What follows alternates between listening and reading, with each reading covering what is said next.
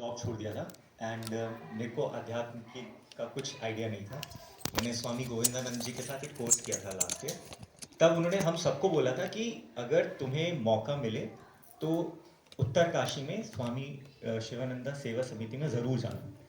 उस समय हम में से शायद किसी को कुछ समझ में नहीं आया और मैं अलग अलग जगह चीज़ें पढ़ता हुआ, मेरी किस्मत थी शायद बहुत बड़ी कि मैं यहाँ पर आ गया।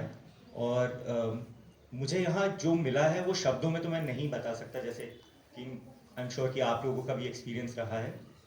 मगर जो 3 लेसन्स जो मुझे सीखने को मिले, वो पहली चीज़ थी कि दोनों स्वामी जी से मुझे चीज़ मिली कि प्रैक्टिस डोंट प्रीच।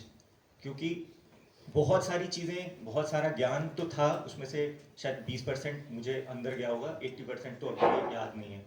मगर जो उनका व्यवहार है डे टू डे में, छोटे छोटे पलों में हमसे बात करते हुए हमारे सवालों को कैसे आंसर करते हैं, विविध तरह के सवाल लोग पूछते हैं, कितने पेशेंटली, कितने प्रेम से उन्होंने उन सब चीज़ों को किया। तो वो मुझे मुझे कहीं बहुत गहराई तक वो चीज़ छू गई कि अपने जीवन को किस तरह से एक उच्च स्तर पे जिया जा सकता है। दूसरा जो मुझे समझ में आया कि इस जर्नी में 2 ही चीज़ मेरे साथी हैं, एक है अभ्यास और वैराग्य।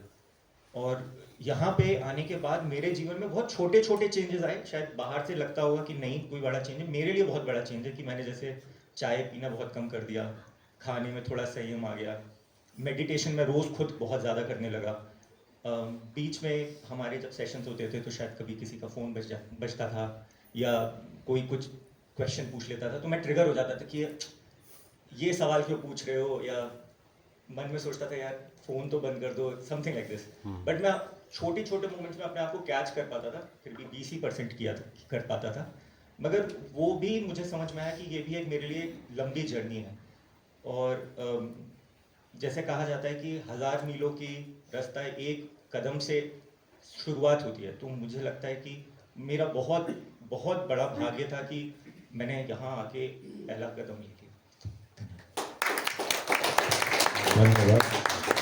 धन्यवाद।